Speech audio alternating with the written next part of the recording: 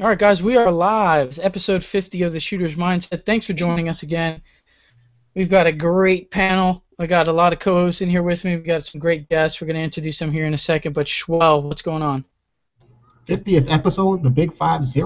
Man, I would have dressed up if I would have known it was the 50th.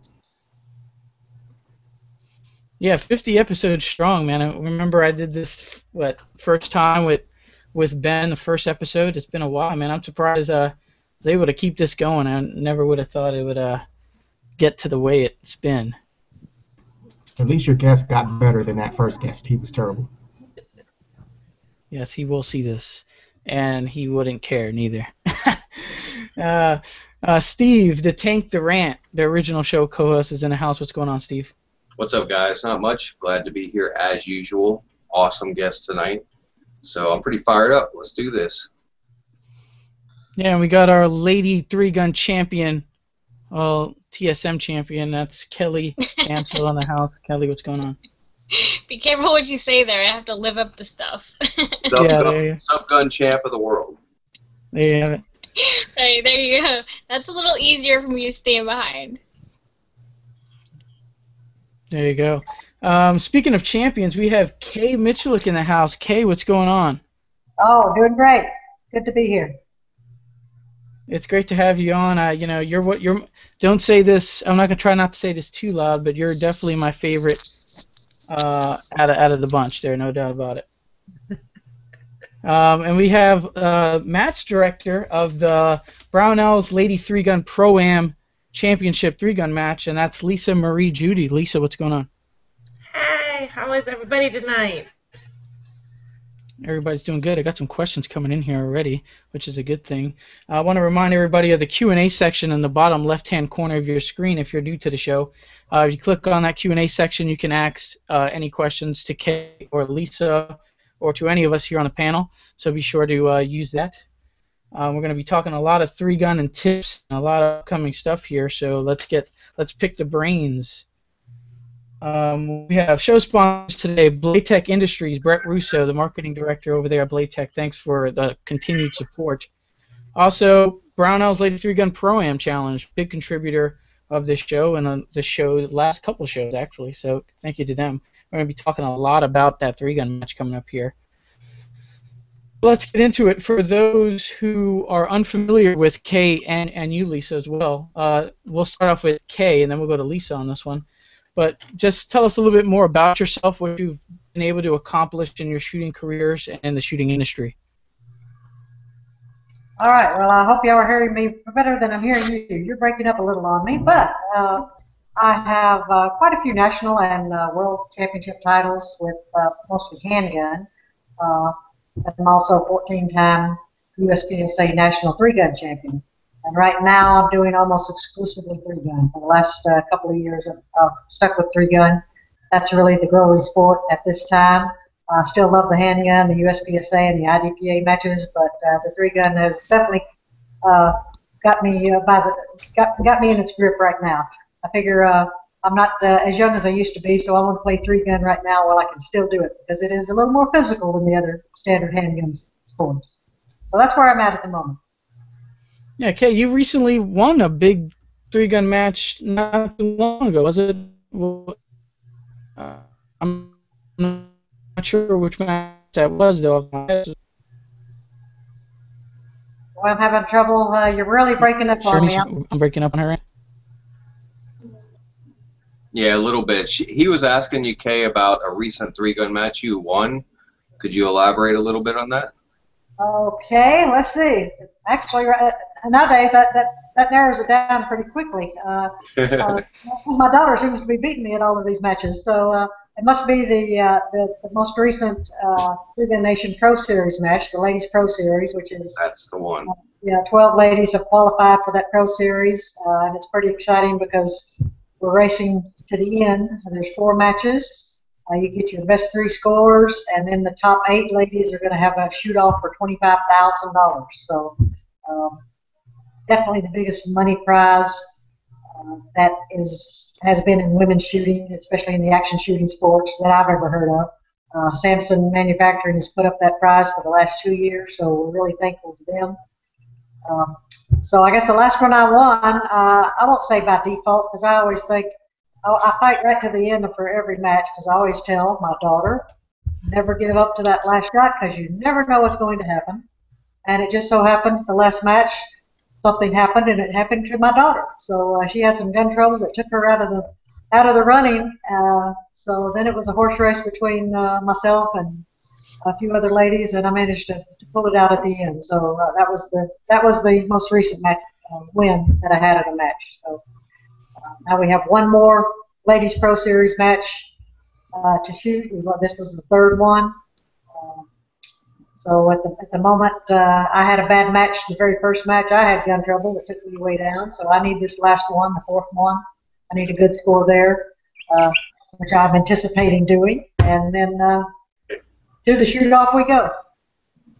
Awesome. Yeah, very nice. Lisa, how about yourself? Tell us a little bit more about yourself. I don't like doing that, but I'll try. Well, I shoot for Double Star and I shoot for Beretta, and also Fiocchi, and Kay is my newest team member with Fiocchi.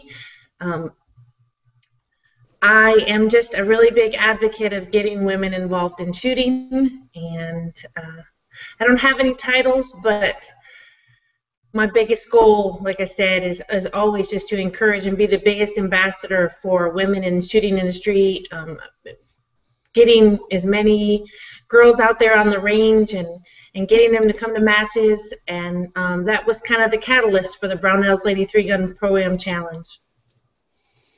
Yeah, I mean, you're obviously doing a great job. You're putting on the only Lady 3-Gun match, and you know that there is. There's a huge showing for this. The match is filled up. I mean, probably one of the biggest prize tables that I've heard of at this match. So there's obviously a lot of support, and obviously you're doing a good job on getting the ladies in this match and then started in the sport just by putting on a match like this. So for the ladies in here, if you want any questions you want to ask Kay or Lisa, let's get them in the Q&A section, and we'll be sure to get those out. Let's talk a little bit more about that Brownells Lady 3-Gun match, though. Obviously, what's the date? What are some of those prizes on the prize table? And, you know, what are some just details, all the details on that match? Well, first off, this was a brainchild that I kind of came up with last October, and I gave Kay a call and I said, what do you think about doing a major match that is just for ladies? And her words to me were, there's a lot of people that have talked about it, but nobody stepped up to the plate, so I think it's time. And from that is where this was born, and we are really excited because there were 200 slots, and there were so many skeptics out there that said that the match would not fill, let alone get 100 women to come shoot it. And we have totally proved them wrong because the match has 200 slots and there are 200 women signed up. I think Lisa. Yeah, very nice. I mean, go ahead with it. Okay. Yeah, Lisa has hit something that has needed to be done, obviously. And I was maybe one of the naysayers. I wasn't sure that she was going to be able to come up with 200 ladies for the 3-gun sport. I've been doing this for 25 years now, action shooting sports. And for that period of time, for the last 25 years, the number of ladies at the major practical shooting matches has always run between 10 and 15%. If we had 15% women, that was a big women's match.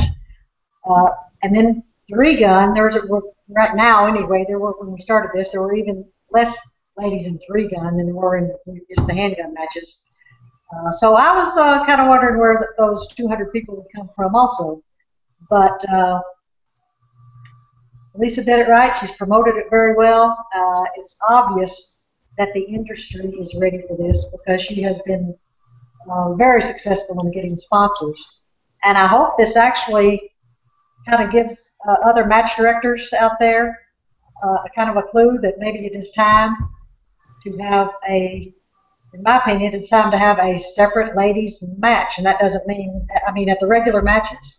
Like all the other established matches, I think if the match director would maybe set aside 50% of the slots for women and keep those slots open for women for a certain length of time, and then if it doesn't fill, then open it up to everyone else. But it's obvious that the sponsors, I think the sponsors would respond to that. I think that's why they've responded so good, besides the fact that Lisa's a great salesperson. She also, the sponsors are very interested in getting more women in the sport. And obviously the Lady 300 they've really latched onto that and said this is a good place to show our wares in front of the fastest growing segment of gun buyers and accessory buyers there are. And it would have to work with other matches as well. So I hope some other match directors, the men out there that already have an established match, will maybe think about setting some slots aside. The problem right now, you know, is a lot of these major matches fill up within seconds after they open. And you have to be right there on your computer ready to punch that button to get in the matches. And a lot of ladies are not quite tied into that yet, that they don't realize that that's what it takes to get into some of the major matches.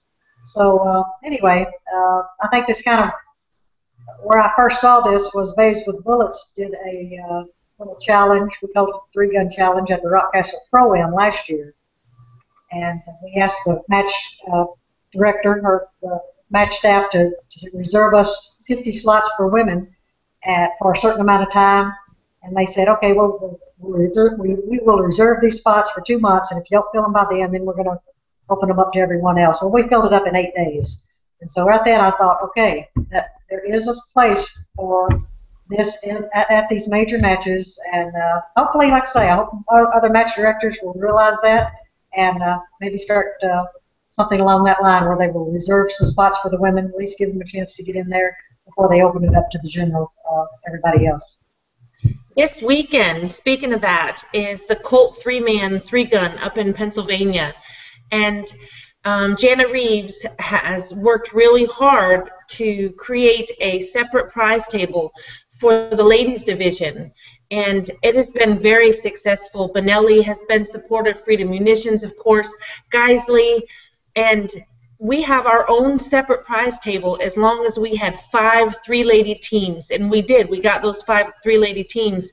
I'll be leaving tomorrow morning to head up to Pennsylvania to shoot this weekend with some awesome girls, and it's going to be a really good time. But we have our own prize table up there just because Dean DeTurk, who's the match director, agreed to let us do that, and we worked, and Jana went out and she pushed for sponsorships for it, and so we have an entirely separate prize table from the guys.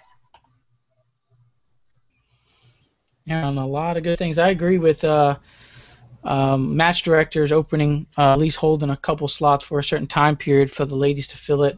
I think that's a great idea. And you know, I haven't shot a 3-gun match in my shooting career yet, but I've heard from multiple people that that's how it is. If you're not, as soon as it opens, if you're not clicking that button, you're not getting in that match. So it's a good idea. I hope any match directors tuning into this would start doing that a little bit more often for the ladies. That'd be great.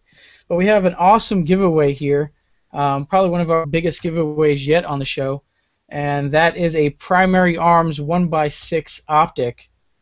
So 1x6 can be pretty expensive. This is a pretty budget one, but still a very nice optic, especially for starting up 3-gun. You need an optic. This will do you just great. We have Carbon Arms. They're doing 3 of their Load 2 caddies. So 3 of those. That's amazing in itself. Terran Tactical Innovations is doing their PMAG base pads for the AR-15 magazines. Blade Tech Industries is throwing in an AR magazine pouch. Tactical T-shirt. Samson Evolution AR-15 rail, free float rail, and then we have Freedom Munitions throwing in 2 $50 gift cards for the show. So I mean, go check out all these people who have supported the show. Excellent giveaway. To enter this giveaway, there will be a link down in the YouTube comment section below this video that will be posted. You can click on that link and just follow. It'll probably take you less than 2 minutes to enter.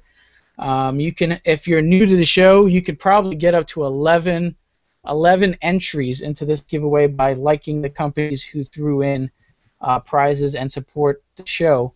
So check out their Facebook pages and go give them a like.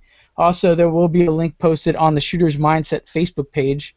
So if you guys can't find it in the YouTube comment section, you can go over to the Shooter's Mindset and look on our wall, and there will be a link there for you to enter the giveaway. We are going to have 4 winners, and it'll end at midnight Eastern Standard Time tonight. So even if the show's over, you still might be able to enter and get in on this one. And we appear to lost Lisa, but she'll come back here. And that's it. That's the giveaway. I'll announce this a couple more times throughout the show. So big time giveaway. That's well over $500. Well over $500 worth of goodies there. That's going out to 4 winners today. Schwell, what do you have? You have any questions on your end? Yes, sir. Ms. K, I got a question from Holly Starr. For the new 3-gun shooter, what class would you recommend someone taking? TAC Ops is probably the easiest class to get into. It's the less equipment intensive. You can do it. Really, you could probably go to your safe and pull out some guns you can go to a local match and kind of get the hang of it with just what you have in the safe. You don't have to run out and buy a bunch of new stuff. It's by far the most popular category. And TAC Ops is basically you can have magnified optics on one gun only. So of course everybody chooses to put that on the rifle, and then you just have your standard gun. It would be comparable to something you would use in USPSA production class, something along those lines. The Glocks and the Smith & Wesson M&Ps, the XDs, the striker fired guns are very popular in the production class.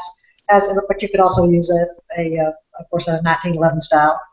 And then just a semi-automatic shotgun. 12 gauge is by far the most popular, but there are some people shooting 20s out there. And really the most important part about the shotgun is how you load it, learning to load it well. And then an AR-15 with just about really an out-of-the-box AR will definitely get you started. But of course we're competition shooters, so we're going to put some bells and whistles on somewhere along the way. Definitely a nice scope and trigger and some other additions, but you can go out to the local club level especially, but just what you have in the safe, go out and play and see what you like in the way of equipment and so forth, and go from there. Yeah, there's definitely a lot of equipment involved in 3-gun, but like I said, you can do it. You can get started with, she said, just out the box stuff. You don't need a high flying 2011 pistol or anything like that. You go out there with a Glock. You go out there with out the box AR-15. Just a semi-automatic shotgun. I think a lot of people kind of see, the 3-gun nation and see all these, the fancy stuff and all the high-powered, expensive optics and stuff like that they have on their guns, and they kind of just get intimidated by that. And I can't afford that, and they kind of just don't want to get into that type of money spending on gear. So there you have it on that. Also, we have a question that rolled in here from, let me get to it here, from Glitter 3-Gun. What kind of practice schedule would you recommend for those of us new 3-gunners? So just a practice schedule, Kay. What do you have on that? Well, I guess not that much different from what you would do if you were just shooting any single gun. I personally like to not necessarily mix them up all 3. For every practice, I usually have a certain gun that I'm going to practice with when I go out. If I'm working on maybe transitions with my handgun, I'm going to stick with that for a few days. At this point in my career, I shot almost exclusively handgun for probably the first 10 years of my shooting. So now the handgun, I don't do a lot of practice with it. I'm much more concentrating on the rifle and the shotgun because I consider those my weaknesses. But anytime I go out, just have a plan, I guess, is the main thing, and it's according to what you're going to practice is going to depend on where you are as a shooter. You may be, I consider mounting the gun, the long gun, of course, as soon as that gun hits your shoulder and you've established that cheek well, you need to be pulling the trigger. I equate that to a draw with your handgun. You go practice the one-shot draws. You practice that mount, that one-shot mount, to come up and really get a good first shot. Same thing with transitions. A routine. I'm trying to think exactly. Again, it's where you are as a shooter. What skill do you need to practice? I rarely hit the range for a practice session with less than 300 rounds, which will, depending on what I'm practicing, sometimes that doesn't take long to burn through 300 rounds. But 300 rounds is for me is a good practice session. After about 2 hours, I kind of maybe get it's time for a break, go away. That's my advantage of living on the range. I can go back to the house and take a little break and drink some water and go back out for a second practice session in the first day. Of course, most people don't have that advantage. So I guess all I can say when you are setting up for a practice session, especially if you have to drive to a range somewhere, plan ahead. Make sure that you have all your gear, all the ammo, everything you need when you get there. Maybe it's just I'm lazy because I live on the range, but I can't tell you how many times I get down to the bay I'm going to practice in, and then I found I left my glasses back at the house, or I left my muffs, or I left something. But again, maybe I'm lazy because all I have to do is come back about 150 yards and I'm at the house again. But my point being, you make sure that you have everything you need when you go into the range so that you can really practice on the skill you have chosen for the day, and you have no interruptions. And for me, practice is like almost like meditation. I get so focused on what you're doing, everything else goes away. So practice is kind of fun. It kind of relaxes me because everything else goes away. So pick what you're going to work on for that day. Take at least 300 rounds and stick with it. I will say one thing: I try to never leave the range on a bad note. Sometimes I've had to stay a long time, but whatever skill I am practicing, at the very end, when I'm practicing that skill, I'm always going to push out of my comfort zone. Say I'm just doing bill drills or something to try to get my trigger finger excited there. I'm going to push hard. If I never get shots out of the gay zone, I figure I'm not improving. All I'm doing is maintaining the skill I already have. So at some point, I want to push hard enough that my accuracy kind of starts going south, and that's when I know I'm getting to the point. I'm right on the edge, and that's what you want to do in practice. You want to push right to the edge. If you stand up there all day and shoot nothing but A's, then I would say to you, you're not improving. You're just maintaining the skill you already have. So it's time to push harder, and usually that means try to go faster. But the last thing I do, after pushing hard and after basically going right up that cliff and probably falling off a few times, the last thing I do before I leave the range is back off and go back for accuracy. Forget time for those last few shots and go back strictly for accuracy. Get back in your comfort zone, and then call it a day. Yeah, great advice. I know, Kelly, you want to add to that? I know, obviously you shoot 3-gun and you're shooting the Brown Elf Lady 3-gun match. Is there any advice you have for the ladies going in? Obviously you have quite a few 3-gun matches under your belt as well.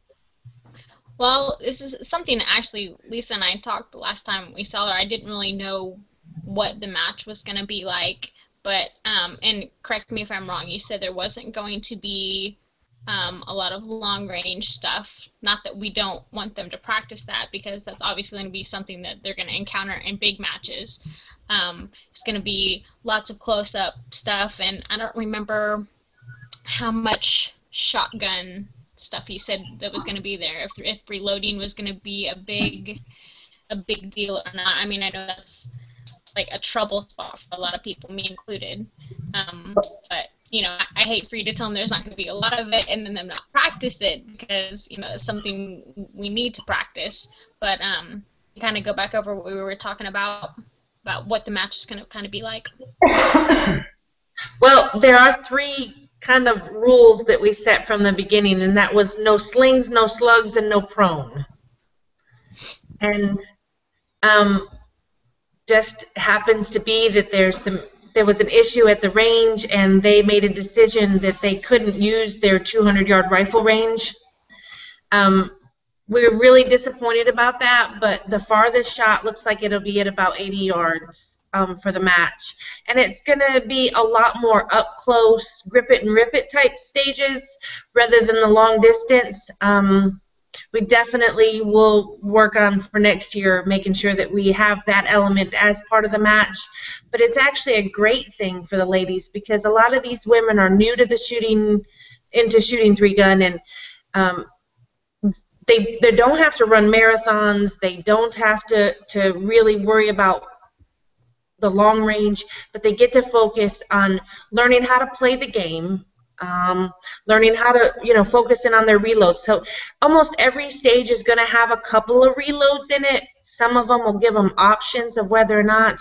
And I know this question is going to come up, is when our stage is going to be posted. And I have called our stage designer today a couple of times, and I can't get him, but I will have an answer for them soon. And as soon as I know when stages are going to be ready, I will post it on Facebook. Yeah, there you go. What about, I know at the, go ahead, sorry. No, go ahead, finish it up.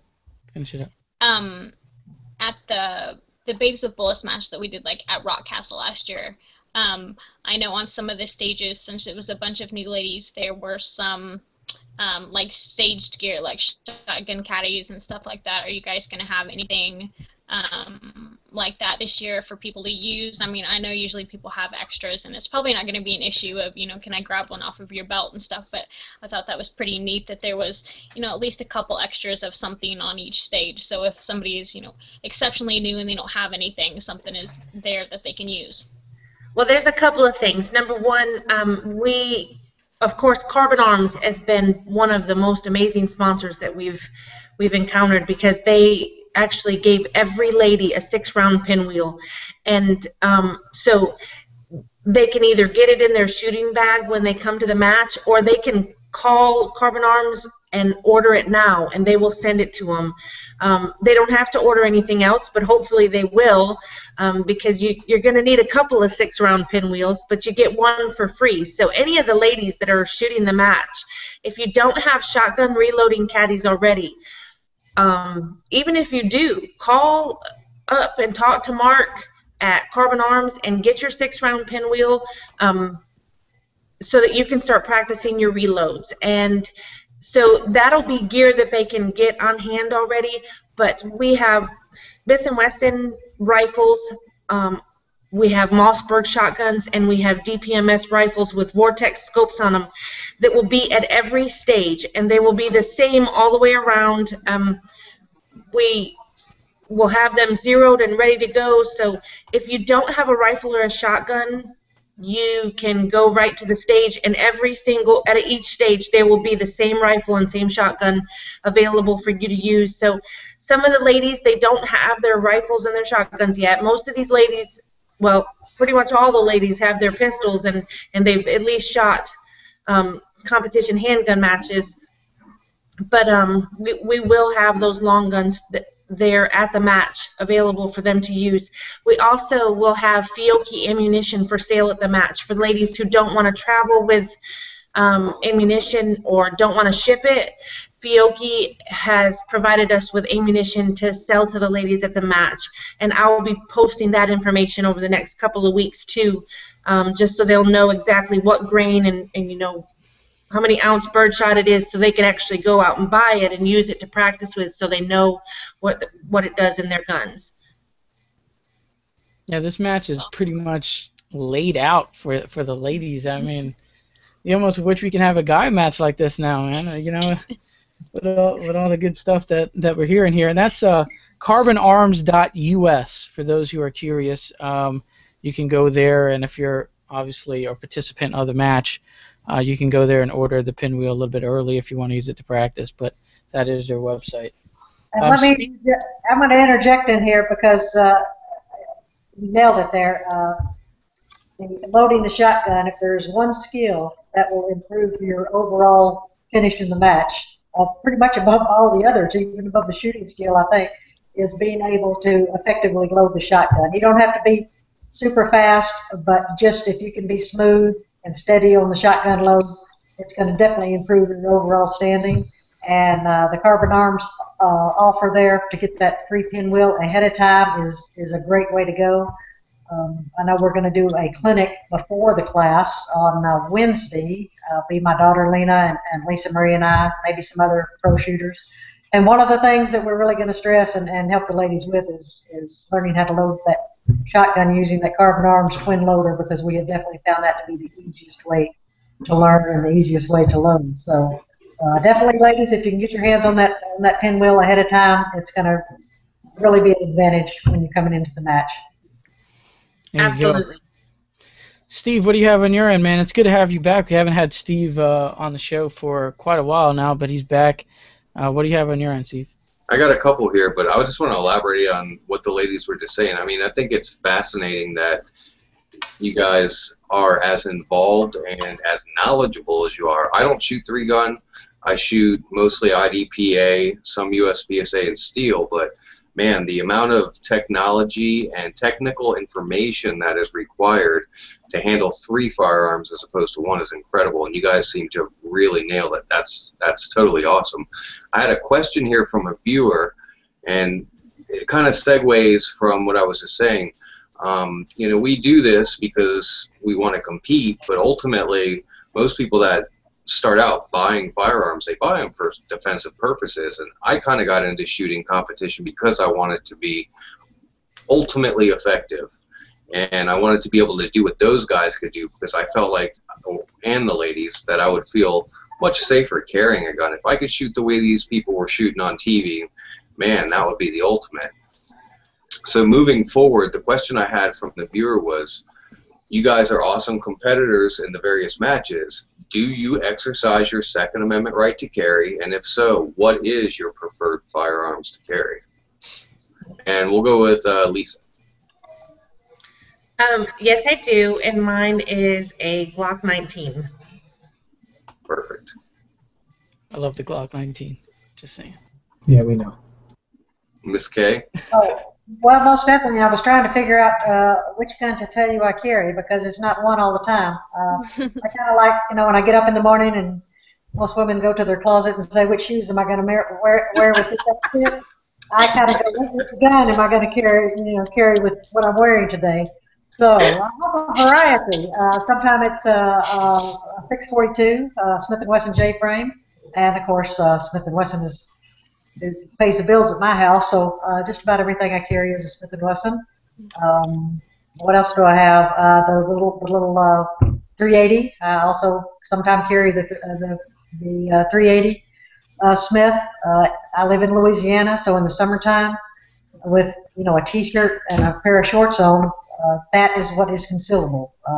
Definitely, 380 is not my first choice for stopping power, but it's the one that I will have with me all the time in the summertime in Louisiana. So, and if I'm carrying a purse, I'll sometimes go with something a little more substantial. So, with the 357, I've got some scandium J-frames that carry very nicely in my purse, and I don't even know it's there. So.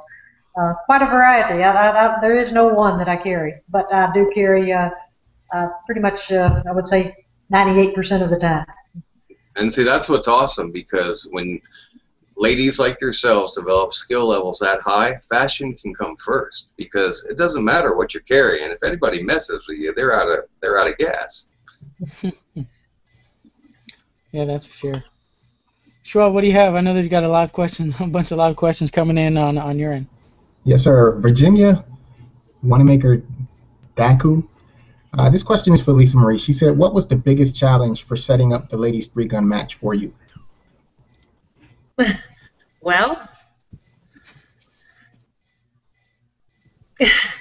actually, it would probably be our male counterparts. And I don't mean that in a bad way, but there's just been a lot of objection, and then once the success of this has happened, there has been a lot of input by all of the testosterone. You're being robbed. I think he just stole your couch as well. You're being robbed. No, actually, I wouldn't call them the movers, but sort of the movers are moving in behind me. So I was first, wondering if that was the male counterpart. He's like, yeah, I'll take care of this. No. Yeah, that was pretty funny. We just saw like a couch just go right by. I tried to go to another room and I lost y'all, so we just have to Deal. watch the No big deal. furniture go behind me. Very nice. Let's go with any.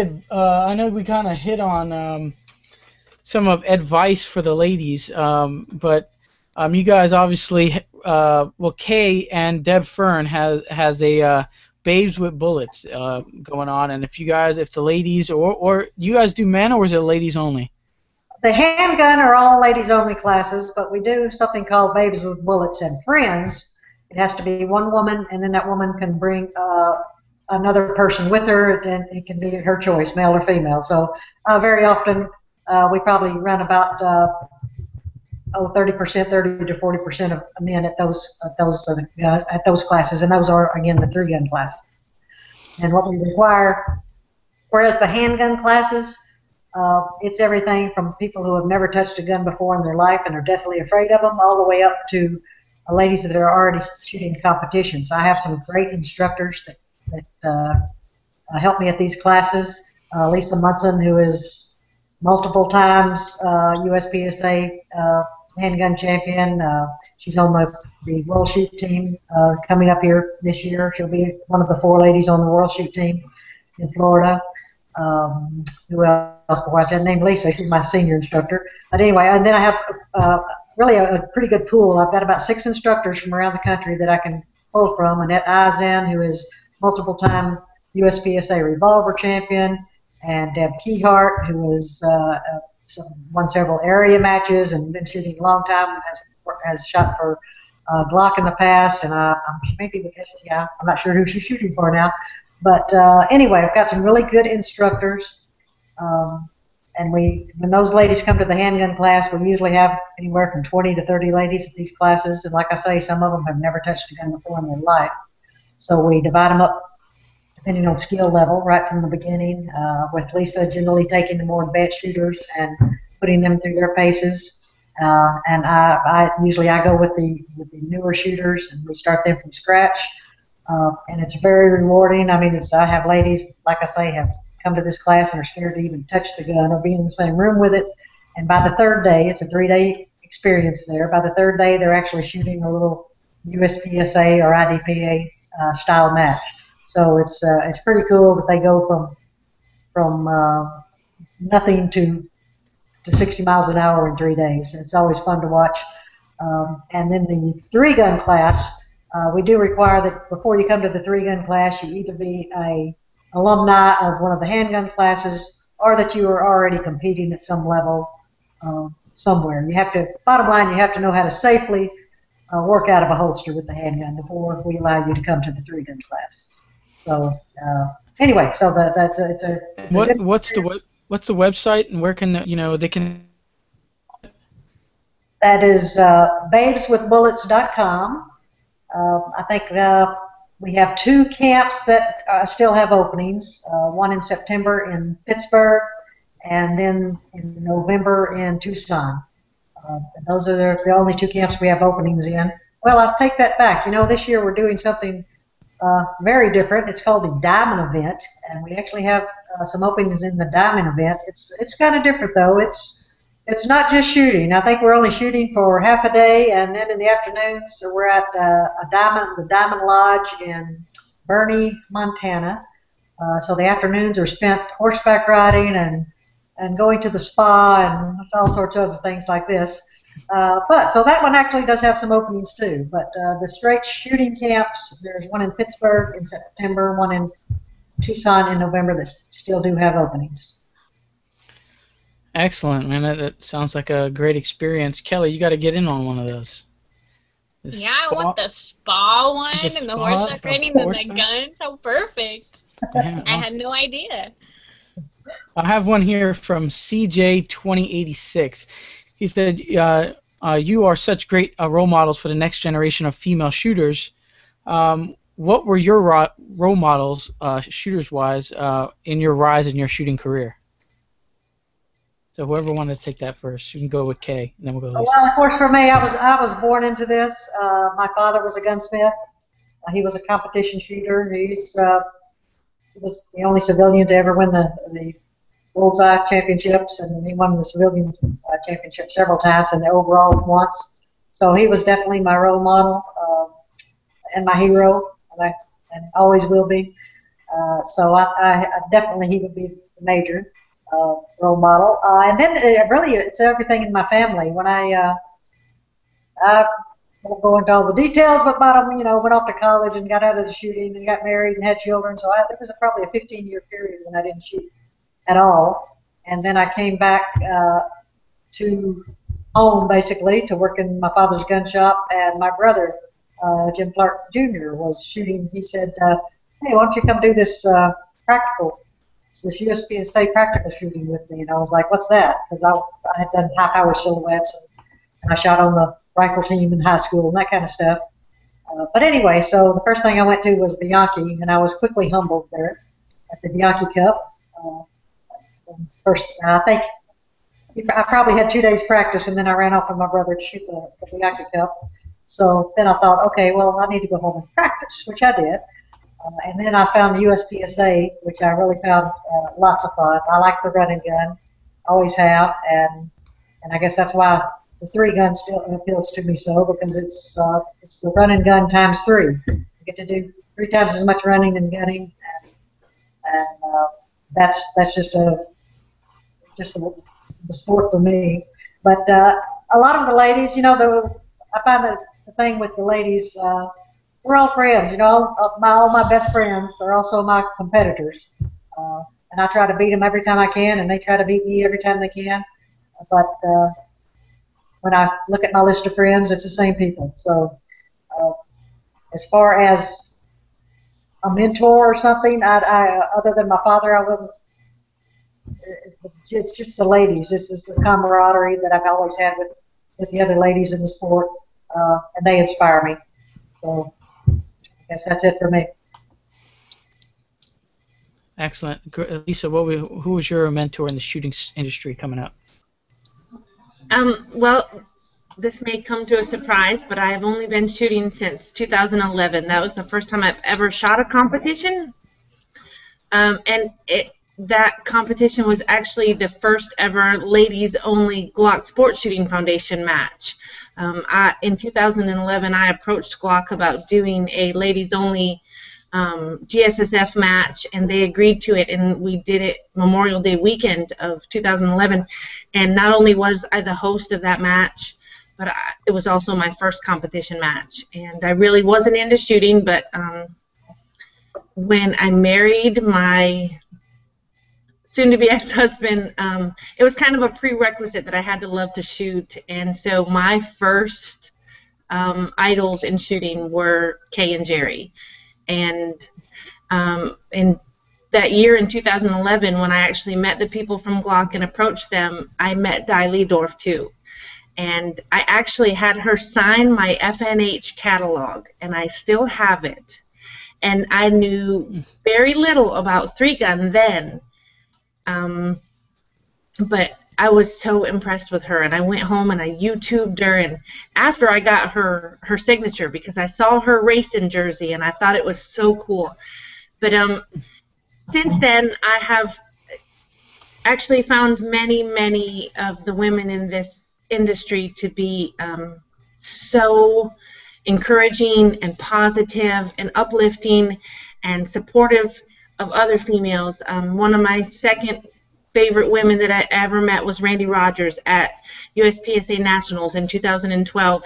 And I wasn't there to shoot. I'm not USPSA, IDPA Nationals. I wasn't there to shoot. I came just to watch. And she just was awesome, and I enjoyed watching her, and she was personable, and she came over and she talked to me. And just since then, I've met almost all of the ladies that I idolized, and they have all been exactly the same, supportive and positive and encouraging, and that was always my goal. I wanted to be like them, and so that is what I do. I tried to set that example. And just today I was talking to Jana about this same exact subject, and I said, there are women out there that are in the industry, and they're blogging and they're posting stuff about shooting, but they're not going out and doing it, and they're like afraid that they're going to be a fraud to the rest of the world because they're not they're not going to do good when they go out and do it. And they're so wrong. They have to go out. If they're going to represent women in this shooting industry, they have to go out and they have to be doing it. I am not the greatest shooter in the world, and I don't claim to be really good, but I sure try my hardest, and I do it because I have to set the example for the other women. I can't do what I do and not go out and have to, you know, have my boots on the ground and get into this and get dirty and have fun. And someone told me in the beginning of this, when I first started shooting 3-gun, which was January of last year, 2013, it's not 3-gun until you're bleeding, and there's absolutely no crying in 3-gun. But there is frostbite. I did learn at my very first match. There you go. I think that's something we all can agree on, is the great camaraderie in shooting sports in general. I mean, that really is a big plus. It's always fun just to go out to matches, just to hang out with people. Everybody flies in to shoot that one match, and you know, from different states, and you get a chance to go out, have dinner, conversate, laugh on the range. It's really a fun experience, and that's why I enjoy, one of the main reasons why I enjoy shooting sports as well. But let's get into the giveaway here for people who have just joined us or haven't heard the first giveaway announcement. We have a 1x6, I have it right here, 1x6 primary arms optic, which is a great startup optic, 1x6 power, which is relatively expensive scope. That's going out, and that's courtesy of Superset Media Group. They sent that optic and told me to donate it to for this show. So thanks to Superset Media Group for that one. Carbon Arms is doing their Load 2 shell caddies. We have 3 of those going out. Terran Tactical Innovations is doing 3 of their PMAG +6 PMAG base pads. All the pros are using those. Blade Tech is also throwing in the AR magazine pouch. Tactical is throwing in a nice T-shirt. And Samson has their Evolution 15-inch AR-15 rail. And we got two $50 gift cards from Freedom Munitions. So I mean, that's like a whole. That knocks out a big lump sum of gear you would need for 3-gun. You got ammo, you got the rails, you got the caddies, you got the optic. So big thanks to those companies for pitching in there. A link to this giveaway. Have had just a little bit to do with all that. Yes, you do. The ladies, yes, you do. You actually, it was a big part of donation on your end. From the sponsors and from the ladies 3-gun match in general. A lot of this stuff came from them. The giveaway. Every one of those companies is supporting our match, except Primary Arms. But hey, there's always still time. So. Yeah, this was donated by a viewer. We didn't have any contact with Primary Arms at all. So I mean, for someone to just send this to me, and to give away is pretty awesome in itself. You make sure that you tell them we said thanks, and hopefully they're watching and they're hearing this. But we really appreciate that, and so do our listeners. Yeah, no doubt about it. He most likely is definitely either watching or will watch in the show in the future. The giveaway link will be in the comment YouTube section below. There's also a giveaway link on the Shooter's Mindset Facebook page, so go check that out. The giveaway ends at 12 Eastern Standard Time tonight. You have an opportunity to get like 12 entries into this giveaway. For liking the companies, the great companies who contributed to this giveaway, as well as the Lady 3-Gun Facebook page. All that's on there, so make sure you show them support and throw them a like. And that'll be it. We're going to have 4 winners on that giveaway, so big stuff, big time giveaway. Thanks to everybody who contributed there. Schwell, what do you have on the live question end? I got to remember to unmute my mic. But this question comes from Adam Dyer on Facebook. He wants to know who your favorite RO is, and that question went out to both Kay and Lisa. I suspect that he knows the answer to this, or he expects to know the answer to this. Well, if he wants me to lie, I would say it was him. But Adam knows I love him, so he is a great RO, believe me. He is RO'd Task Force Dagger for the last couple of years up on that tower, and we're grateful for him. Because no one else was foolish enough to do it. Exactly. Good stuff. Good stuff. What do you have? You have one more you want to go to, Schwell? I had a question and I lost it. So I'm going between screens here. But I just wanted to say that everything that you guys have said so far, like Lisa, when you just talked about who inspired you to come into shooting, that's how I feel about Steve and Anthony and all of these guys that I'm involved with. They had such a huge impact on getting me involved in the shooting sport. So I can really relate to how you felt about it and why you do what you do. There is definitely a love in this sport, and you can show up to a match and have terrible gear and have stuff fall apart, and people will hand you stuff. I mean, I have lent my rifle, lent my shotgun, helped repair shotguns. I've done whatever it takes to keep someone in the game is what we do. A good friend of mine, Nick, who always asks what color my Snuggie is, or every single guest on the show, he always asks what color their Snuggie is. His gas rings had gone bad in his bolt in his AR-15 a couple months ago at a match, and I happened to have my AR-15 armorer's kit with me, and I got to fix his gun for him, and he got to make it through the whole entire match. And just so he knows, my Snuggie is purple.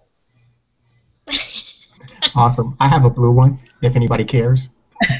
He always asks every week. I was surprised he didn't ask Jerry a couple of weeks ago what color his Snuggie was, but I don't own a Snuggie.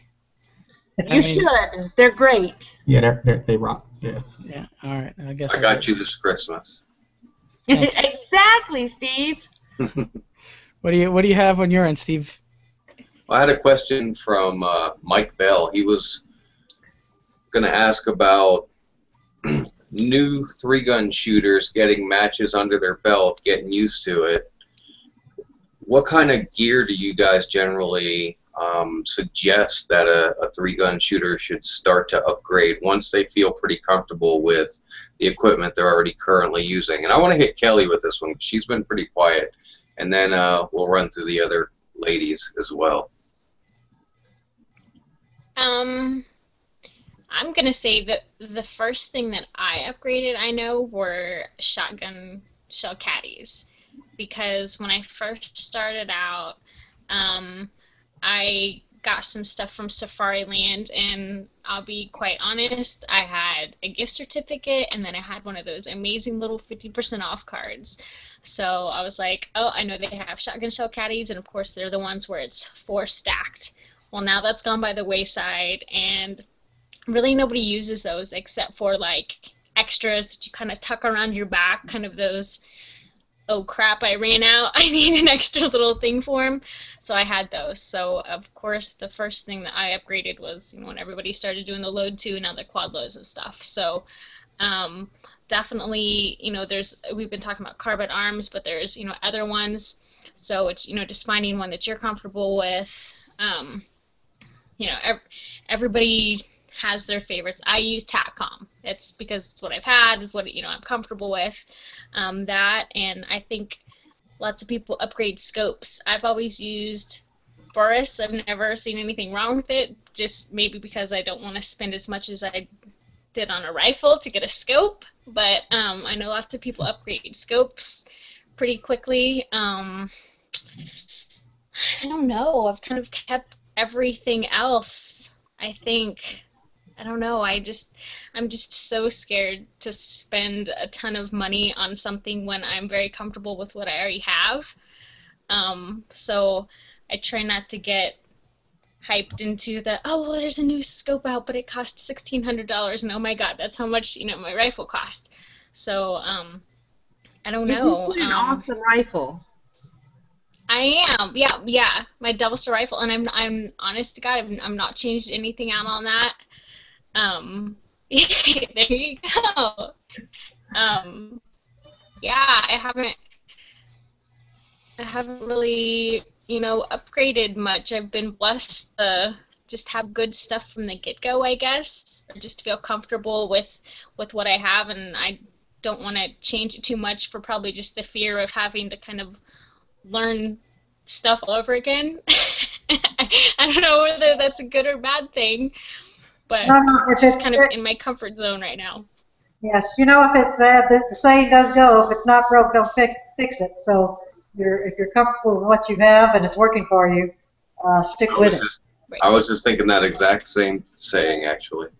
I will say that what can I say? I mean, we are competition shooters. One upgrade that pretty much is for my rifle and my handgun is a trigger, some kind of trigger job or a aftermarket trigger on the AR. And there are a lot of good ones out there. We also, I know I'm kind of thinking of the out-of-the-box Smith & Wessons that Smith & Wesson donated to my Babes with Bullets camps, and they were pretty basic gun that they donated, which was great. And the few upgrades that we did was a trigger, but some JP donated some triggers to us that we upgraded the rifle with the trigger job. And the other thing was a Samson handguard, a longer handguard. This was the carbine model that we got, and you definitely want a handguard that reaches out pretty far, so that when you end up having to rest on a barricade or on a windowsill or on a door frame or something like that, you want to make sure that barrel doesn't come in contact with anything, which of course will ruin your accuracy. So a longer handguard, probably a 12, 13 inch or something like that, pretty much almost as long as your barrel and the cock. So that's really the two things on the rifle: the trigger job or an aftermarket trigger, a nice aftermarket trigger, and a longer handguard if you just have the carbine handguard. And Kelly's right, a scope you can run everywhere, from $300. I've shot a $300 scope in competitions, and now I shoot the $1,600 one because it has a JM on it. So and it's a great scope. But I know where she's coming from there. Handgun, I guess same thing. Of course, I'm shooting the Smith & Wesson MP 9, and I have I went blank on my trigger here. Help me, from California. AR Gold? No, the M&P pistol. Apex. Thank you. So Apex, yes, Randy at Apex. Anyway, and the shotgun, I'm shooting a Mossberg. Now the Mossberg comes with get this right. It may be an 8. I forgot, 7 or 8 or 8 or 9 round extension from the factory, and we all pretty much end up putting on a longer magazine tube on the shotgun, so that in almost all the matches, 9 is the maximum you can start with in the TAC Ops division, so 8 in the tube plus 1 in the chamber, but almost all of us have at least a 10, even a 12 shot magazine tube on that. Nordic Components is what I'm using, and Lena and Jerry. So, but there's others out there. So really, those are the upgrades I would think. The extended magazine on the shotgun, maybe a trigger job, and an extended handguard on the rifle, and a trigger job, and in my case, high-vis sights on my pistol, because my eyes are getting old, and I like that big green fiber optic that I can find quickly. You mentioned JM. What is that? I don't know. I don't understand what that means. Don't mind him. He's new here. Don't mind him. Yeah, actually, that shotgun is also a JM. I didn't mention that, did I? It was a 930 JM shotgun, and then the Vortex scope with the JM reticle in it. Excellent, Lisa. And don't forget, we all have Terran Tactical base pads for our magazines, for our ARs and our pistols. Boom, right there. That's right. So I agree with Kay 100%. The first thing you gotta change is trigger, handguard, and optics. Those are the 3 that everybody changes first. Usually, I would say that's a pretty close order of trigger, handguard, and optic. I shoot for Geisley, so I of course shoot a Geisley Super 3 gun. I do use the dynamic, the flat trigger. I upgraded my scope just recently when I picked up my newest sponsorship with Vortex, so I am also shooting the JM. The Razor HD Generation 2 JM reticle from Vortex, and also the newest thing that I've done is I'm waiting, because I shoot for Beretta. I currently shoot a Glock pistol, but Beretta is building us single action 92s to shoot in 3-gun, and they're not ready yet. They'll be ready in a couple of months, But right now I'm shooting a Glock. So I did have a really nice trigger job done by Pedro Ortiz out of Savannah, Georgia, and he did an amazing job. I now have a 2.1 pound trigger on my Glock 34, so I'm impressed with it. This will be the first match this weekend that I shoot with that new trigger, and I'm excited about that. And my shotgun, of course, Nordic Components extension tube, my Beretta 1301 comp comes with only a 5-round magazine tube, and so I have a +5 extension, so I can hold a total of 11 in my shotgun, and that's the other one. And you know, as you grow and as you learn what your needs are in the sport, you'll see what you need to upgrade. But when you're getting started, just go with what you have. Even my really good friend Rob Romero told me he showed up at his first match with like a Ruger, I don't remember what it's called. 95? A Ruger, it was a 223, but it was a Ruger rifle and a pump shotgun and his Glock 19. That was Rob's first match he ever shot. And he loved it. He had a great time, and he, you know, slowly upgraded. But that's what he shot for his first couple of 3-gun matches because that's what he had. So take what you have and go to a match. And, you know, play the game with what you have, and you'll learn what your strengths are, you'll learn what your weaknesses are, and you learn what you have to grow at. So don't think because you don't have all this fancy gear that the pro shooters have that you can't go shoot a match. That's not true. Take what you have and go to the range and have a good time and shoot 3-gun, and that's it. There you have it. I mean, that's extremely well said here. Let's try to run through a couple live questions as they're piling up here. This one's from Beth. She wants to know, hi Kay and Lisa, what range should we practice for with the AR? So what's your recommended practice range with the AR? For the ladies match or just in general? She said, I think it's just in general. She said she's so pumped for the Lady 3-Gun Clinic in Ohio. Want to be prepared as much as I can for the big match.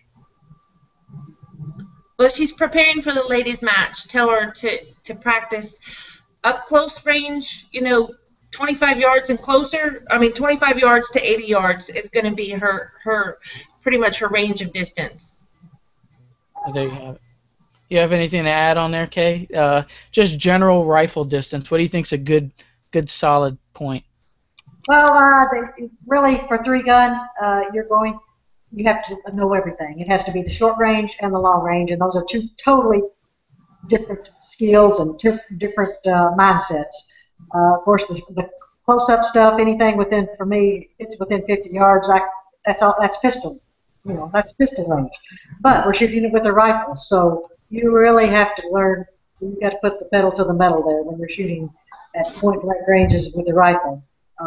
And of course, you have a scope on this rifle, so it's a little different. You know, having looking through a scope and shooting those targets that are just right in your face. And of course, you're going to turn your scope down to the least magnification you have, hopefully 1.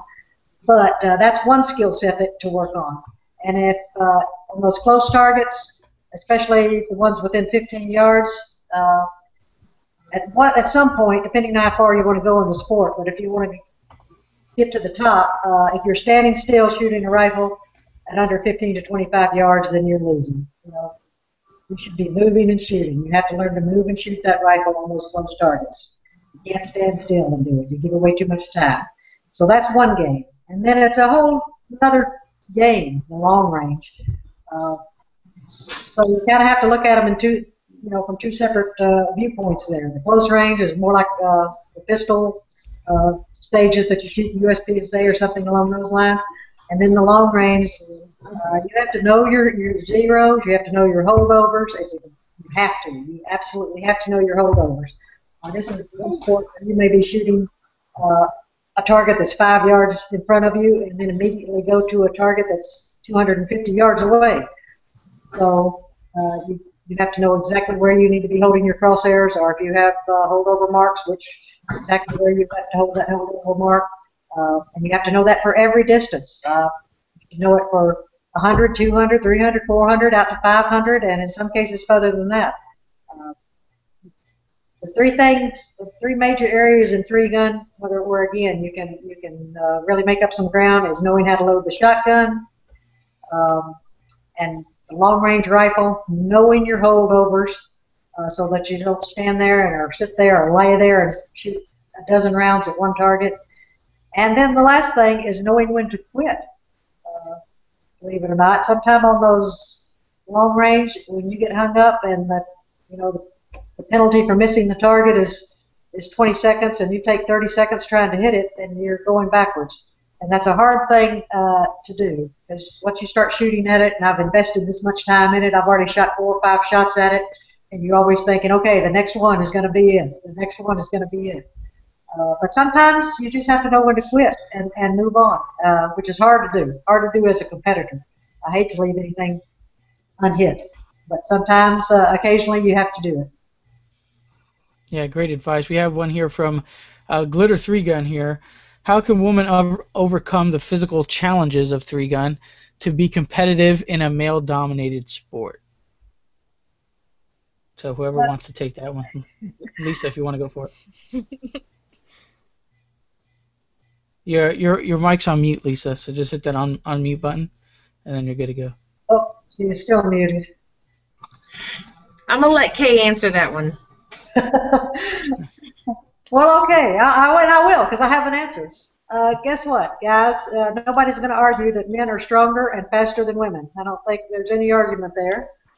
And when it gets right down to it, some women may look at me and go, oh, no, I can't believe she said that. But guess what? The top guy in this sport is going to beat the top woman in this sport. It's like, the top tennis player, male tennis player, is going to be able to beat the top woman tennis player, because this sport is dependent on upper body strength, especially speed and strength.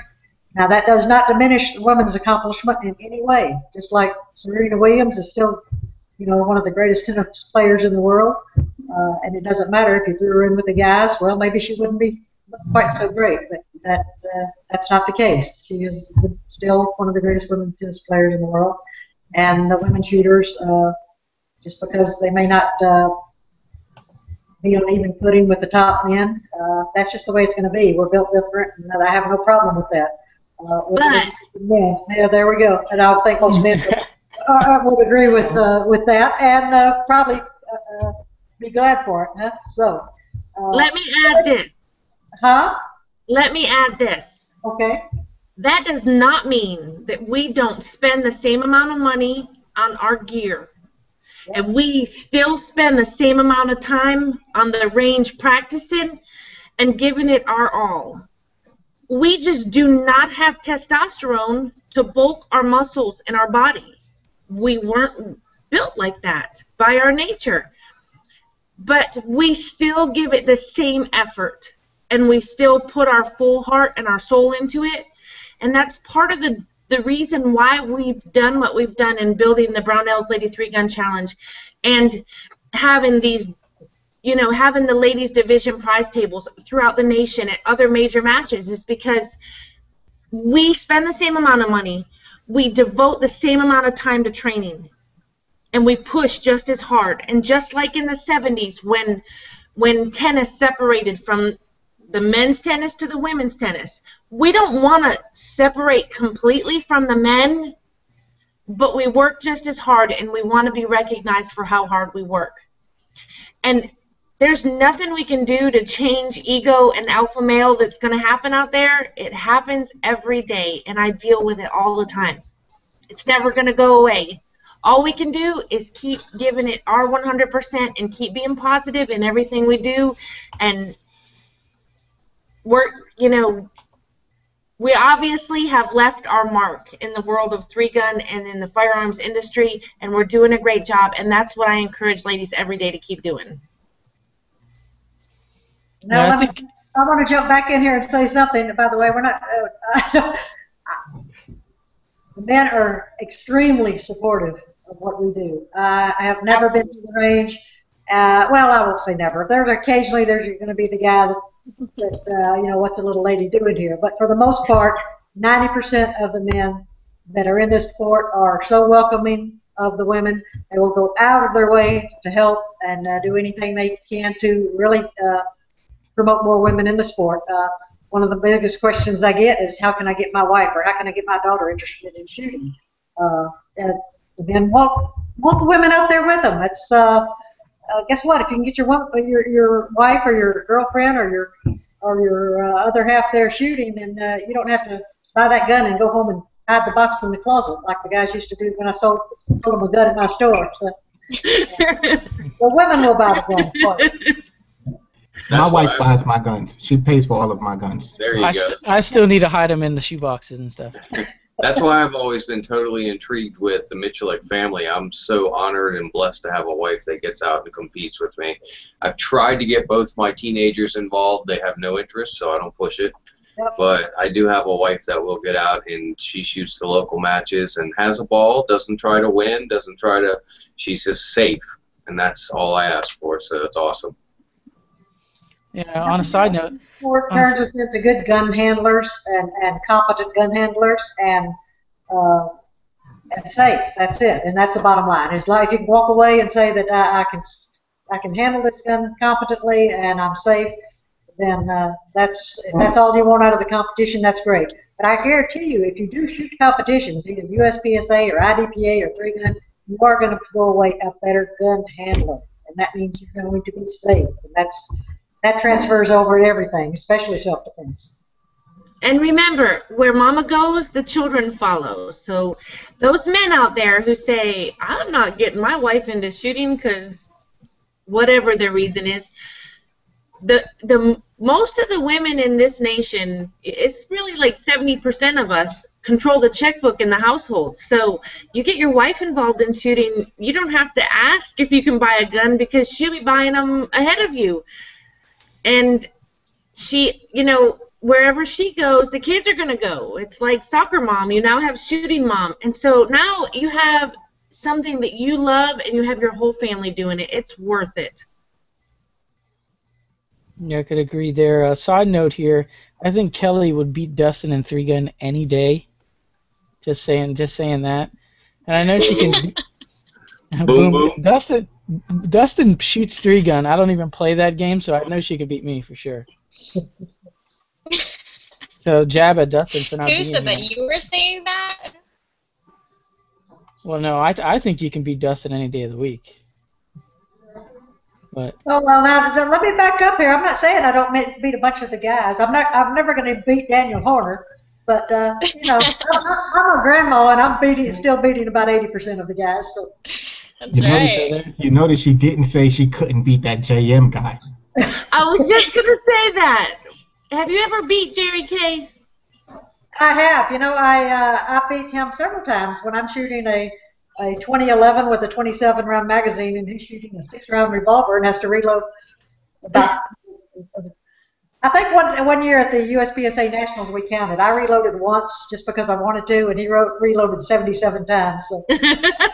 Oh my God. So I can beat him under those circumstances. very nice. I think we had a couple coming in here we want to fly through. This one here is from Mark. He has the Carbon Arms logo, so big shout out to Mark here. What do you think is the biggest obstacle women getting into 3-gun, both single woman and woman with significant other? Anybody? I actually have a friend who is experiencing that challenge right now because her husband doesn't shoot. And he thinks she's crazy because of what she's doing, and she's getting into shooting. And it has been a pretty a big challenge for her to get his support behind her. But I guess the best advice is tread lightly and keep encouraging him and just don't overwhelm him with it, because that's what she's done, and she seems to find success in it. But I just can't imagine having to go through that, so I feel kind of bad for her. I think what I find with, and this has come through in my Babes with Bullets camps, a lot of women, where some guys, or a lot of guys will decide, hey, maybe I want to give this a try, and they'll go out to the local club and just jump right in there and jump in the match and give it a try. I found that most women would want some kind of training before they decide to jump in the match, which is not a bad thing to do. But I think encourage that woman, or if you have a woman in the house that even shows an interest, instead of just saying, okay, let's run out and go to a match, first get some type of training. It's the basics, obviously with a competent instructor, so that she's more comfortable. Women also usually, before they go and shoot that match, guess what? They want to know the rules. They just don't want to jump in there and kind of do it by braille, but learn the rules as they go. They want to know what's going on and know the rules before they actually step onto the range, and at least have some kind of coaching ahead of time, and it gives them the confidence to jump in there and really do it. And that's just what I find with the Babes of Bullets camps. A lot of the women that come to the camp, they have an interest, but they don't want to go even to a local match yet. They're like, oh, well, we want to come here and kind of learn what it's about before we actually step onto the range and shoot the competition. Well, sometimes when you say competition or match, that kind of sends them into a little frenzy there. It's like, that makes it sound more intimidating than it really is. A lot of you, when we go to a local club match, for the most part, that's just a fun day on the range. We're going out with friends and shooting and having fun. I always take my competition seriously, but the club matches are also a time to play with new techniques, and maybe I see something in practice that I want to try, and I want to try it at a competition, and I'm going to try it at a local match before I try something new in the big matches. And anyway, so I see women are definitely more would like to have a little training first before they just go out and try something new. Probably wouldn't be a bad idea for the guys either, but.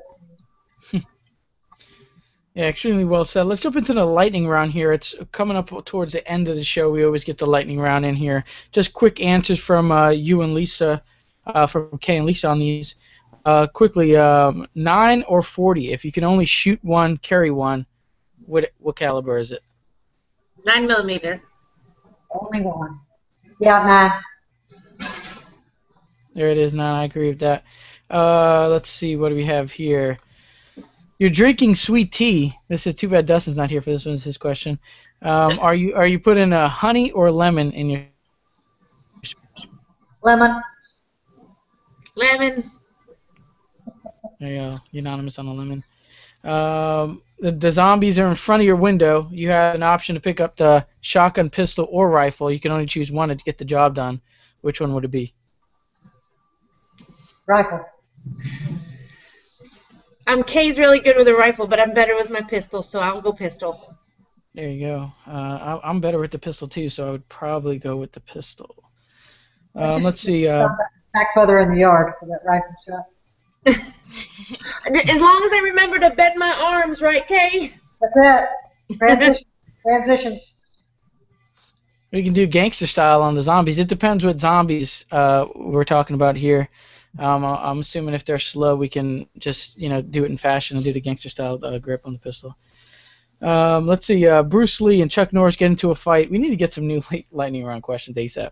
But Bruce Lee and Chuck Norris get into a fight in their prime. Who do you have winning that? Kay Miculek. Oh, that's a hard one. I would agree. I go with Bruce, I'm afraid. There is Bruce. Oh wow. Kay went with Bruce and Jerry went with Chuck. Chuck. That's funny. Chuck's a gun man, though. I like Chuck. Yeah, I agree.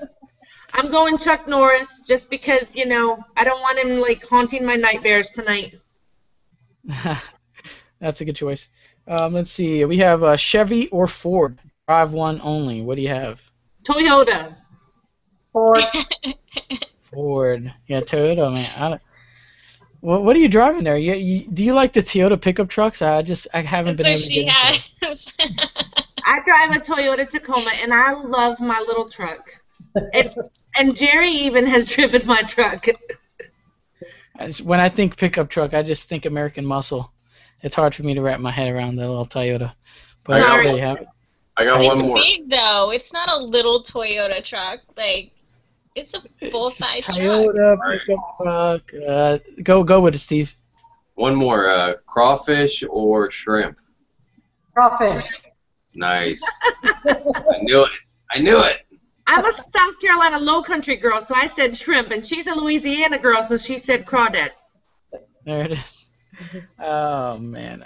Pepsi or Coke is the Hey, final. since we asked Jerry, remember we asked Jerry if like the house was on fire and he could only take one gun before the house burned down out of your gun room. He said it was some, oh my god, it's gonna kill me. I don't remember what revolver it was. I think it was definitely a Then he revolver. You would keep, what would be your pick, Miss Kay? Oh my goodness. One gun. That's so hard. I know, he kind of looked at me like, are you kidding me? You're really asking me that? Okay, well, actually, I do know what Jerry said. I think he said a 627. So since I already know what gun he has, I can take something different. Right. So he's got a 627, so he can shoot 38 specials or 357s, which will take down. You know what? Everybody needs a good 22. So I'm just going to grab a 22 since he's already got a little bit of the firepower. Good. 22. I'm a very nostalgic and, I like memorabilia stuff, so I would have to grab my grandfather's guns. Or my grandfather's gun. Just because it has so much significant value to me. What gun is that, if you don't mind telling? Oh, it's a pump action 30-06 Remington Huntsman, I think. It's like a model 460, I believe, but it was his, and he was my hero, so I would have to grab his gun. The rest of them can be replaced. That one never can. Yeah, very good choice there. Steve, what do you have on your end? Steve, you with us? Yeah, I'm still here.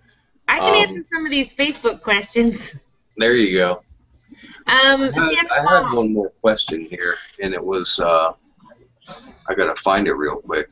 What do you find to be the most important practice before a major match? I know that we touched on this a little bit earlier, but is there one particular thing that matters the most? Drills, setup, stages, dry firing? What's the one thing? And we're gonna make this quick because I know we're running out of time. I think, especially for 3-gun, the last thing we do, which I just got through doing today with my daughter, was check my zeros on my rifle. Those long-range zeros are so important. If you go to the match, we're headed to the Rocky Mountain World Shoot-Off here in about a week, and if sometime after 500- and 600-yard targets, if you don't know where you're sighted in, then you're toast. You're never going to hit those 400- to 500-yard shots. So zero that rifle and know where those zeros are. There I'm you go. scared. I'm just saying. Rocky Mountain World Shoot, I'm scared. That's why I quit smoking. I mean, other than my awesome son and Kay. Very nice. Kelly, what do you have on your end? I know there's probably a lot of questions going on for you. You cut out. I totally didn't hear that. I heard Any- Kelly. Anything you have for Kay or Lisa? Oh, well, I did want to ask, there's so much gear that has come out lately that is just geared specifically toward ladies. Is there anything that you have seen that you're like, oh my gosh, that's amazing. Why didn't we have this a long time ago? Schwells. Those aren't out yet. Shh. I'm telling everybody about our amazing pants. Jeez. I'm going to see somebody with like tactical yoga pants, and I'm just going to, because it was our idea, we need to get it copyrighted quick. Clearly the answer is Snuggies. Nothing really jumps out at me. I mean, that is specifically geared toward women. No, I'm short. So I'm 5'3", so I do have to kind of watch from that perspective. I have to have an adjustable stock on my rifle. If you go with something like an A2 stock or something of that length, it's too long for me. Same with the shotgun. I did have to cut my shotgun stock down. But other than that, and that of course has nothing to do with my sex, it has everything to do with my height. But anyway, I do have to have the long guns to fit me, and that usually for me means a shorter stock. Me too. I still need to do that for my shotgun. Ugh. I will tell you that Beretta designed their shotgun with women in mind. The Beretta 1301 comp weighs 6.7 ounces out of the box. It has a shorter stock with extensions that you can put on it for me and my 6-foot reach that I have. But they definitely designed it with us ladies in mind, and I would, if there's a lady out there looking for a shotgun, I definitely would say that the Beretta is number one, not only just because I shoot for them, but the JM is also the next in line because they are probably the most comfortable and adjustable for women and lightweight and easy to use shotguns out there. Yeah, I can agree with that. Adrian Tan jumps on here. What's up, supporter of the show? He says, Lisa, Lisa looks super great. Thank you, Adrian. Random comment from Adrian. I have shotgun caddies that are made specifically with my name on them by Adrian Tan. He is one of the match sponsors, and he is in Malaysia, and he owns Advanced Ratio and Sports, and he built special purple caddies, and I will show them to you in just a second. Uh-oh, ready to go. They are awesome. He has a whole bunch of different colored ones. They're stacked ones that I was talking about earlier, like the Safari Lane ones, but they are pretty neat for sure. There you go. Let me focus. 3 edition. Oh, those are nice. Adrian personally built purple ones for me, and thank you so much because I am very grateful for him. He's a super great guy.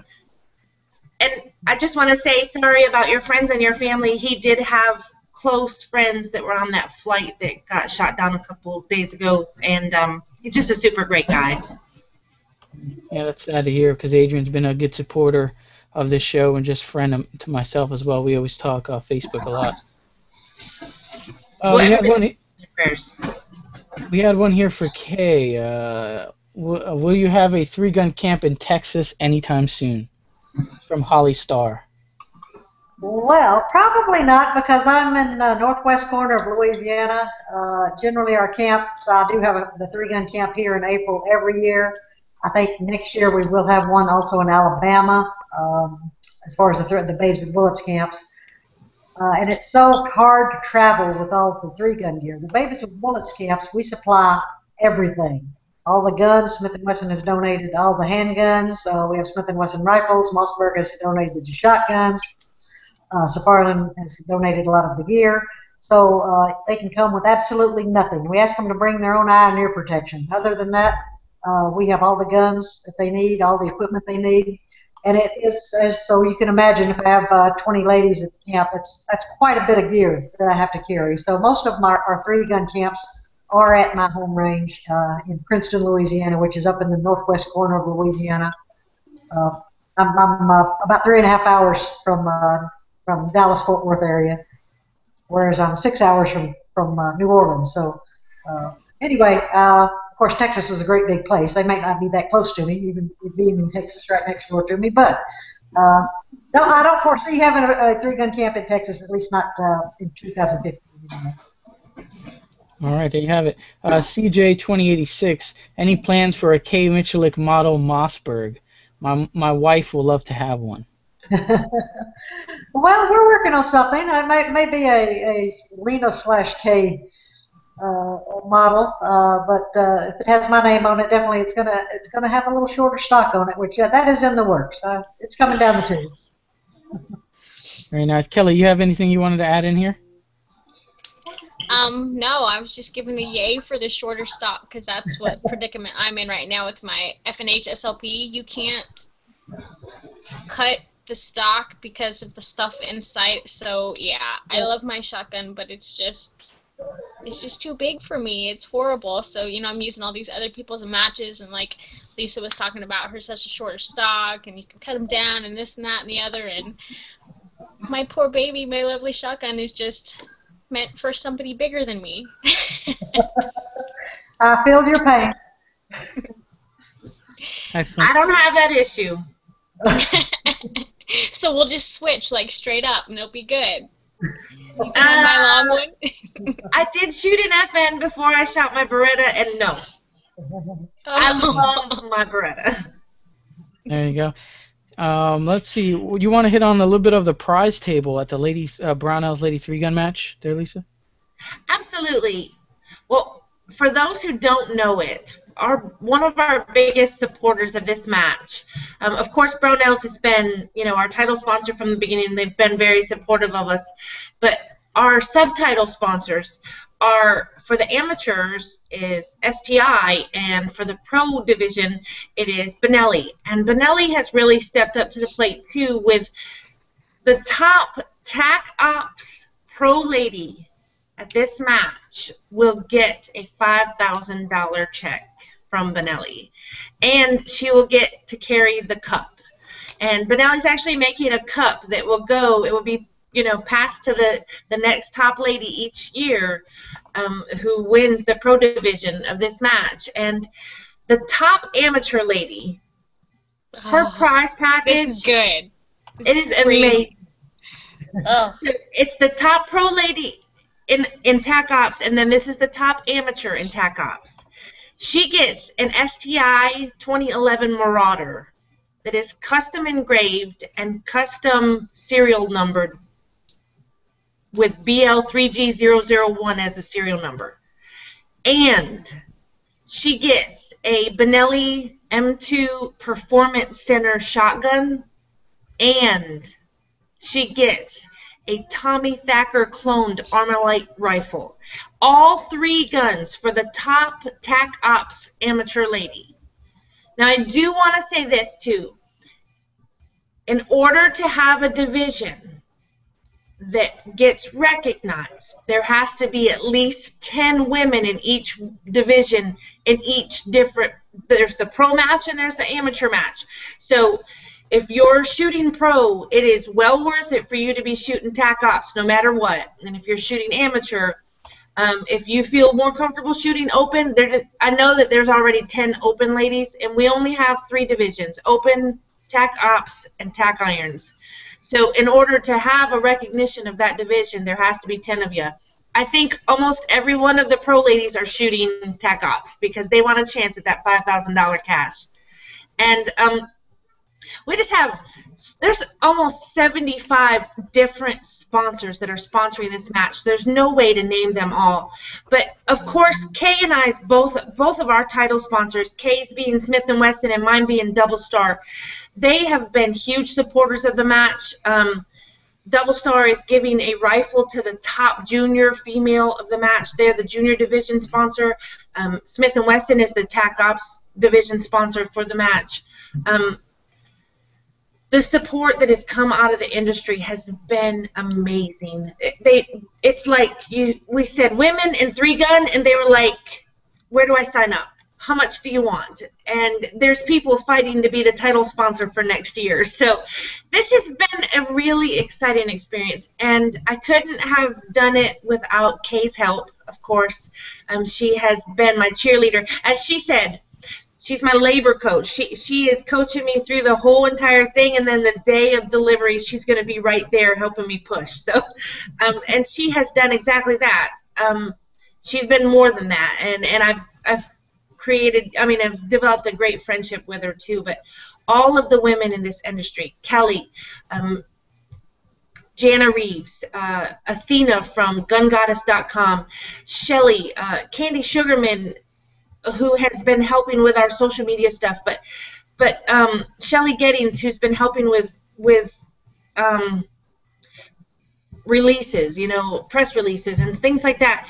There's just so many people who have come up and wanted to support. We have 40 ROs that are male. we decided from the beginning, if there was a lady at the match, she better be shooting, because we were going to make the men work it. And they have come out of the woodwork, volunteering their time to RO the match. We're letting them shoot it on Thursday. They get to do it for bragging rights only, but they're shooting the match on Thursday, and they have they're begging to help and to support this, and there's no way I could ever say thank you enough to all of the people who have been supportive of this match. Yeah, big time match. I mean, so many supporters, so many great people. The men volunteering to work the match. We know how hard of a job that can be in itself. So excellent stuff.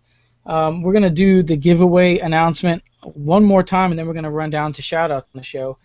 So the giveaway for you who haven't entered, we got to make sure we share this on Facebook, because we're going to have about an hour and 20 more minutes left for you guys to enter this giveaway.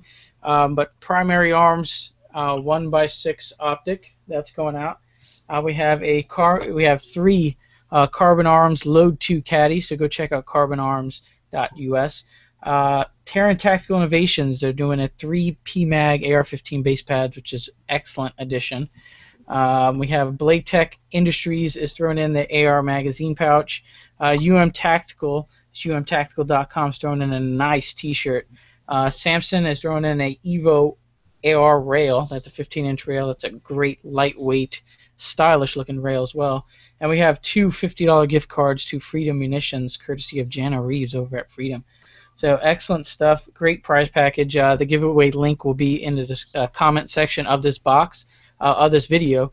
Also, you can find that link on the Shooter's Mindset Facebook page, so go over there. Don't forget to give us a like over there on the Facebook page. That's going to end. That's going to be 4 winners, and that'll end midnight Eastern time tonight. So get in on that giveaway. Kelly, Schwell, what do you have for shout-outs? Let's start off with Schwell, then we'll go to Kelly. I want to shout out Dustin and his 21 sponsors. I'm not going to name them all. TheGearLocker.net, Wolf Performance Ammunition, the Shooter's Mindset crew, Kay and Lisa for being great guests, and we always have great guests, but you guys kept our attention a lot longer than anybody else would be able to, and I just wanted to show my appreciation for that. Thanks for joining us tonight. Awesome. What do you got going on the channel, the Schwell 11 channel on YouTube? If you guys haven't stopped by to check that out, go ahead and check it out. Give it a subscribe. But what do you have going on in the woodworks there? You got any videos coming up? That's where I can compete with Dustin and his sponsors. I have so much stuff going on with the channel. 6.5 Grendel from Wolf that I'm working on a video for. I have a Silencer Co. muzzle brake setup that I'm working on with the GearLocker.net, as well as a ton of other stuff. So, I could go on for days with all of the videos I have in the pipeline right now. So, yeah. And I got a project that I'm working on with Steve, so you're going to be seeing more of Steve on YouTube again. There you go. Have you guys seen that Silencer Co. 12-gauge shotgun suppressor that was just released? It's been kind of going around viral on the Facebooks. I know tons of, everybody wants one of those, but I know I'm hearing a lot of the 3-gunners saying they want to do an all-suppressed 3-gun match now that there's one available for the 12-gauge. So check out that. It's very quiet. It's going to be an awesome addition for those who can afford it and get a hold of one. The 12-gauge from Silencer Co., the suppressor there. Kelly, what do you have lined up, sponsors-wise? As we were talking about earlier, how everybody in this industry is just so awesome and loving and willing to help and stuff. The people on my list that I always talk about are absolutely 100% those people. Most of them, if I didn't know them, I wouldn't be shooting at all today, period. It's just amazing how I can, look at this list and think of how, they've helped me in a million ways. So, Voodoo Tactical, Extra by RCI, Mark Roth, oh my God. Saint. If I call him a saint, he'll be like, oh my God, what did I do? But seriously, I would not be here right now if it wasn't for him. Frog Lube, Lean Tech USA, Tim U-Bolt TACCOM, Comtac Victory Gear. They make some awesome pink stuff for ladies, and purple. Somebody likes purple. They make purple and camo and amazing things. And of course, Randy Rogers works with them, who Lisa Marie spoke about. Animal Customs for our awesome jerseys, notch gear for the cool hats that work with my sunglasses, Benchmade knives, and Fail Zero, who I have a new bolt carrier from them, and they also did the coating on my Glock, sliding barrel. Come find myself and Donna Huffstedler on Sass Brass and Bullets on Facebook. She is getting into 3-gun really, really big, and she's got some new toys, and she just got a new Terran Tactical Innovations AR, and she's been playing around with that a lot lately and stuff, so come find us on Sass Brass and Bullets on Facebook, please. Excellent. There was just a bunch of discount codes posted. That's for you, okay. All right, I got it. But there was tons of that going in there. I was just going to announce if you wanted me to let that all rip, because there's tons of codes there. But we'll let you we'll let you say that. I want to remind all of the ladies that I have emailed out their Brownells discount codes. It's not actually a discount code. Use it as a gift certificate. That seemed to be a technology issue with the ladies. Carbon Arms. If you call Carbon Arms, use the code L3GC for 10% off any shotgun loading products or AR-15 uppers and parts. Di Leodorf has a Vertex discount code, Extreme Bullets BL3G14 for 15% off at Extreme Bullets, and Patriot Cases. One of our most amazing sponsor discounts was Patriot Cases did $100 off their ultimate 3-gun storage and travel hard cases with the Brownells code BL3G. That those cases are $369 and $339, and it's $100 off. A lot of ladies are traveling by air to the match. Oh, yep, awesome. And so they gave us a good discount. And actually, I have a new one from Samson, and I'll tell you what it is. I'll let Steve do his shout-outs, and I'll tell you what Samson's is in a minute. Go ahead, Steve. All right, cool. I don't have a lot to do tonight. I just basically want to reiterate what Schwell was saying, that we've got some good stuff coming up. So check out his channel, Schwell11, my channel, Making Masterclass. Of course, The Shooter's Mindset. If you're not already subscribed, then you must be retarded. But definitely subscribe to Anthony's channel, The Shooter's Mindset. And you know what? I never give Anthony any credit, and I always bust his chops on Facebook and sometimes in here as well. But I gotta say, the kids don't make me cry on this. No, I'll slap you if you do. But the kids come a long way. So I just want to say thanks for the opportunity, and I've been here since day one, and I'll be here till day's end. So. I appreciate you sticking on the long ride with me. So 50 episodes is pretty big accomplishment. I couldn't say we could get all the way to 50 at the beginning. We just kind of winged it from the start, and we happened to get lucky, and it kind of took off from there. So thanks for the ladies for showing up. We appreciate it so much. Excellent. Kay, let's go to shout-outs on your end. Kay, let's see how many you can get out.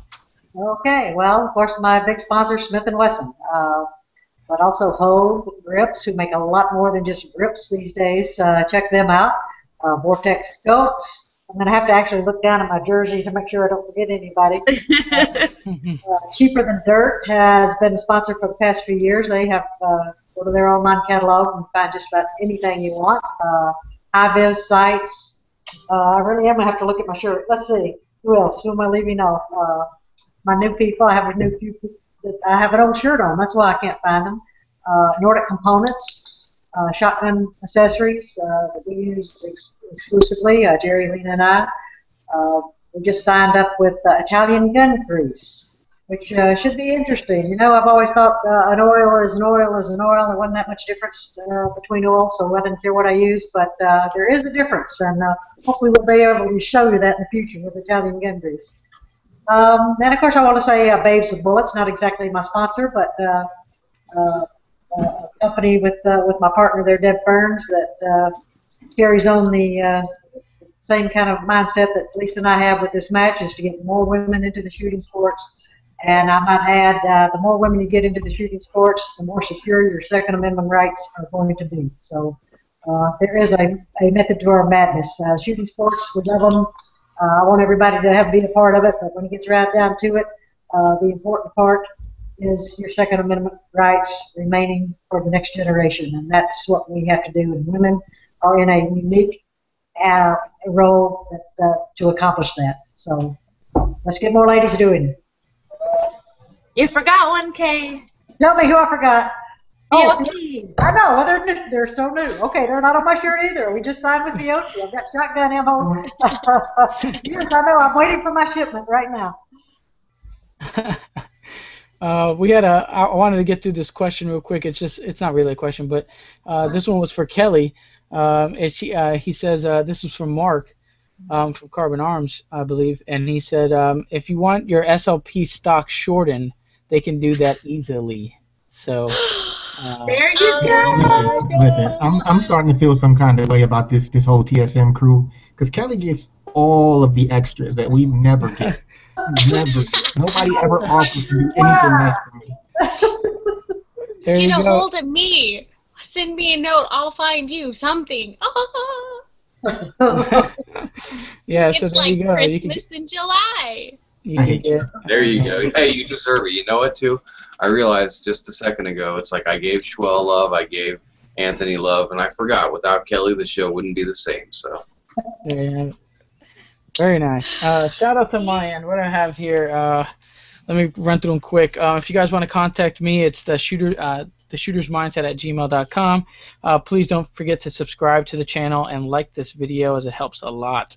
umtactical.com, I want to give a shout out to them. Superset Media Group for obviously being a supporter of the show and donating that primary arms 1x6 optic. Terran Tactical Innovations for supporting me and the show. Brett Russo at Blade Tech Industries, awesome supporter. Definitely want to thank Lisa. We've been doing a lot of talking lately, and she's awesome. So Lisa, thanks for just coming on the show and being a supporter as well. Kay for coming on. I know they're always busy. They're always hard to get on. I know it took taking the time out of her day to spend almost 2 hours with us here for this one was a lot. Way to catch in the morning too, early. Yeah. I still owe Kay a beer actually from SHOT Show. This one. Wanted to give a shout out to CarbonArms.us and RAN CLP. So those are the shout outs, guys. I want to thank you guys for watching. All the questions you put in. This will conclude episode 50 of the Shooter's Mindset. Lisa, do you have any last minute? You want to throw in the Samson discount, right? Just remember that. Yes. And I need to give my own sponsors my quick shout out, but it won't take long. They're not, the list isn't that big. Okay, so Samson now has a coupon code that is live on their website for 10% off, a one-time use of Lady 3G, Lady 3G, and I want to give a shout out myself to Double Star Corporation, who is my awesome rifle sponsor, my title sponsor, Beretta USA, Fiocchi Ammunition, Geisley Automatics, Rainier Ballistics, because I shoot USPSA with their bullets, and Terran Tactical. I would have to say that Terran is probably one of the biggest supporters of ladies getting involved with shooting, and he has been very supportive, of course, of this show and of many of the women out there getting into shooting. And again, thank you so much. I hope Mark's still watching. We had a great talk yesterday, and he's sending out those red, white, and blue pinwheels for those here giveaways for the show, and he has been super supportive, and he sent me some goodies, and I just want to say thank you again so much, and thank you guys for having us, and thank you, Kay, for being my labor coach. We'll get through this delivery together. Yes, and next year we're shooting it for SCORE. There you have it. I mean, this is an awesome show. We have tons of great prizes, great tips and tricks, so we're all set here. We have discount codes we're lining up. The Patriot case is $100 off an Ultimate 3-gun case. I mean, that's pretty awesome. That's awesome. Brack is awesome. I mean, that's the ultimate travel 3-gun case, because we all know a lot of weight. You got to protect those firearms. You can't get nothing cheap, and Patriot case has got the supreme stuff right there, so that's a great discount in itself. But other than that, that'll conclude episode 50. Thank you guys for watching and hanging in with us for this extra long show, but it was well worth it. And that'll do it. Tune in next Wednesday as every Wednesday at 9 p.m. Eastern. We have another great guest, another great show. So that'll do it, and we are out of here. Thanks Good again. night, folks. Good night.